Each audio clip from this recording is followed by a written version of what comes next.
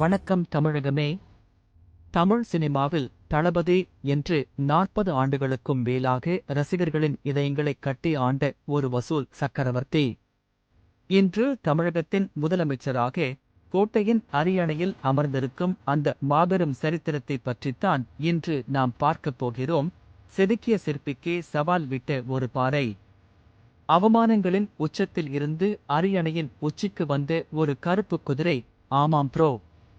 கோடம்பாக்கத்தின் கோட் box office கிங்கில் இருந்து தமிழ்நாட்டின் ரியல் கிங் ஆகஸ்ட் மாரிய சி. ஜோசப் விஜய் அவர்களின் இந்த அனல் பறக்கும் வெற்றி கதையை உடம்பில் ரத்தம் கொதிக்கும் உணர்ச்சியோடு பார்க்க போறோம். இந்த வீடியோவை ஸ்கிப் பண்ணாம முழுசா பாருங்க.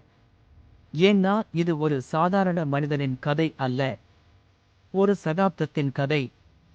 ஜூன் 1974 22. மதுரையின் இரத்தமும் சதையுமான வேர்கள் கொண்ட இயக்குனர் எஸ். சந்திரசேகர், ஷோபா சந்திரசேகர் தம்பதிக்கு மகனாக பிறந்தார் விஜய்.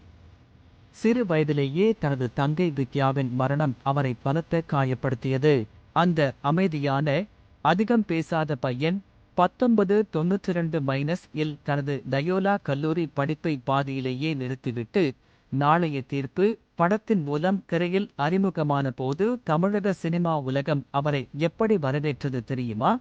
இவன் மூஞ்சியெல்லாம் ஒரு மூஞ்சியா? இவனையெல்லாம் யார் ஹீரோவா ஏத்துக்குவா என்று பத்திரிகைகளும் விநியோகஸ்தர்களும் மிக கொடூரமாக விமர்சித்தார்கள். ஆனால் அந்த 18 வயது இளைஞன் அன்று கலங்கவில்லை. அவமானங்கள் அனைத்தையும் தன் நெஞ்சுக்குள் போட்டு பூட்டிக் கொண்டார். 1996 பூவே உனக்காக படம் மூலம் ஒட்டுமொத்த குடும்பங்களையும் தன் பக்கம் திருப்பிய விஜய், காதலுக்கு மரியாதை, துள்ளாத மனமும் துள்ளும் என காதல் மன்னனாக உருவெடுத்தார்.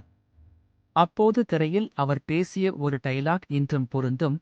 வாழ்க்கையில ஜெயிக்கணும்னா நமக்கு பின்னாடி ஒரு கூட்டமே இருக்கணும்னு அவசியமில்லை. ஆனா நமக்கு முன்னாடி ஒரு லட்சியம் மட்டும் கண்டிப்பா இருக்கணும். 2003 திருமலை படத்தின் மூலம் விஜய் தனது பாதையை மாற்றினார். காதல் மன்னனாக இருந்தவர் அனல் பறக்கும் ஆக்ஷன் ஹீரோவாக மாறினார். கில்லி, திருப்பாச்சி, சிவகாசி, போக்கிரி என அடுத்தடுத்து பாக்ஸ் ஆபீஸை அலறவிட்டார். தியேட்டர்களில் 100 நாட்கள், 200 நாட்கள் என படங்கள் ஓடி சாதனை படைத்தன. ரஜினி, கமலுக்கு பிறகு தமிழ் சினிமாவின் அடுத்த அசைக்க முடியாத பாக்ஸ் ஆபீஸ் சக்கரவர்த்தியாக உயர்ந்தார். வாழ்க்கை ஒரு வட்டம்டா. இங்க தோக்குறவன் ஜெயிப்பான், ஜெயிக்கிறவன் தோப்பான் என்ற கில்லி பட டைலாக் ஆகட்டும், ஒரு வாட்டி முடிவு பண்ணிட்டா என் பேச்சை நானே கேட்க மாட்டேன் என்ற போக்கிரி டைலாக் ஆகட்டும், தமிழ்நாட்டின் மூலை முடுக்கெல்லாம் இருக்கும் பட்டிதோட்டி எங்கும் எதிரொலித்தது. வெறும் சினிமா ஹீரோவாக இருந்தவர் தமிழ்நாட்டு இளைஞர்களின் தளபதியாக மாறினார். ஒரு கட்டத்தில் விஜய் வெறும் கமர்ஷியல் படங்கள் எடுப்பதை நிறுத்திவிட்டு சமூக கருத்துக்கள் கொண்ட படங்களில் நடிக்கத் தொடங்கினார். துப்பாக்கியில் தேசபக்தி, கத்தியில் விவசாயிகளின் அவலம், மெர்சல் படத்தில் மருத்துவத்துறை ஊழல், சர்க்கார் படத்தில் கள்ள ஓட்டுக்கு எதிரான போராட்டம் என அவரது ஒவ்வொரு படமும் தமிழகத்தின் அப்போதைய அரசியல் சூழலை ஆதரவைத்தது. மெர்சல் படத்தில் மத்திய அரசின் வரி கொள்கையை எதிர்த்து அவர் பேசிய வசனங்களுக்காக டெல்லியில் இருந்த தலைவர்கள் வரை விஜயை எதிர்க்கத் தொடங்கினார்கள். சர்க்கார் படத்தின் போது ஆளுங்கட்சியினர் அவரது பேனர்களை கிழித்து வீசினார்கள். ஆனால் விஜய் அன்று மேடையில் சொன்னார், நெகட்டிவிட்டி இருக்கிற இடத்துலதான் பாசிட்டிவிட்டி அதிகமாகும். உங்களை சுத்தி இருக்கிறவங்க உங்களை எவ்வளவு அமுக்க நினைக்கிறாங்களோ அவ்வளவு உயரமா நீங்க பாய்வீங்க. இந்த டயலாக் தான் பிற்காலத்தில் அவர் அரசியலுக்கு வரப்போகிறார் என்பதற்கான மாஸ் குறியீடாக இருந்தது. சினிமாவில் கோடிக்கணக்கில் சம்பளம் வாங்கிக் கொண்டு ஏசி அறையில் அமர்ந்திருக்க விஜய் விரும்பவில்லை. 2009 தனது ரசிகர் மன்றங்களை ஒருங்கிணைத்து விஜய் மக்கள் இயக்கம் VMI என்ற நற்பணி அமைப்பாக மாற்றினார். தமிழ்நாட்டின் எந்த பகுதியில் வெள்ளம் வந்தாலும் புயல் வந்தாலும் விஜய் மக்கள் இயக்க தொண்டர்கள்தான் முதலில் களத்தில் நின்றார்கள். விலையில்லா விருந்தகம் மூலம் பல்லாயிரக்கணக்கான ஏழைகளின் பசியை போக்கினார். தளபதி படிப்பகம் மூலம் ஏழை மாணவர்களின் கல்விக்கு உதவினார். 10 மற்றும் 12ஆம் வகுப்பில் முதலிடம் பிடித்து மாணவர்களை நேரில் அழைத்து கௌரவித்து ஊக்கத்தொகை வழங்கிய அந்த மேடைகளில்தான் விஜயின் அரசியல் முகம் முதலாக வெளிப்படையாக தெரிந்தது. பிப்ரவரி 2024 2 தமிழ்நாடு உறைந்து போன ஒரு வரலாற்று அறிவிப்பு வெளியானது. சினிமா மார்க்கெட்டின் உச்சத்தில் இருந்த ஒரு படத்திற்கு 200 கோடி ரூபாய் சம்பளம் வாங்கும் கோட் விஜய் தனது சினிமா வாழ்க்கையை தூக்கி எறிந்துவிட்டு மக்கள் பணிக்காக தமிழக வெற்றிக் கழகம் TVK என்ற அரசியல் கட்சியை தொடங்கினார். பிறப்புக்கும் எல்லா உயிர்க்கும் என்ற சமத்துவ கொள்கையோடு 50 ஆண்டுகால திராவிட கட்சிகளின் ஆதிக்கத்தை உடைத்தெறிய களமிறங்கினார். அவரது முதல் மாநாட்டில் கூடிய லட்சக்கணக்கான மக்கள் கூட்டம் தமிழகத்தின் பாரம்பரிய கட்சிகளின் தூக்கத்தை கெடுத்தது.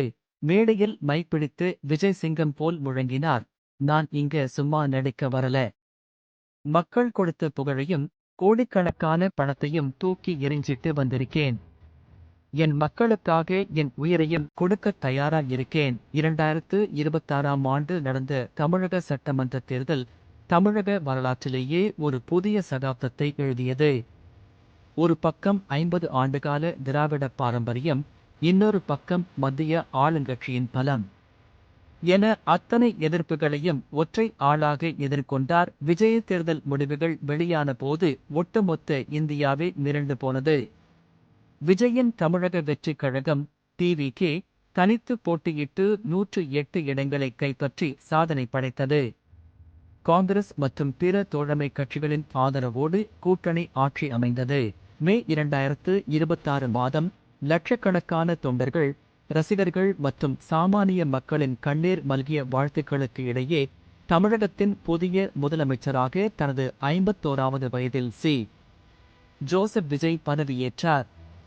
அன்று உன் மூஞ்சி கருப்பா இருக்கு என்று கோடம்பாக்கத்தின் வாசலில் அவமானப்படுத்தப்பட்டு துரத்தப்பட்ட ஒரு கருப்பு குதிரை இன்று தமிழ்நாட்டின் தலைமை செயலகத்தில் கோட்டையின் அரியணையில் முதலமைச்சராக அமர்ந்திருக்கிறது.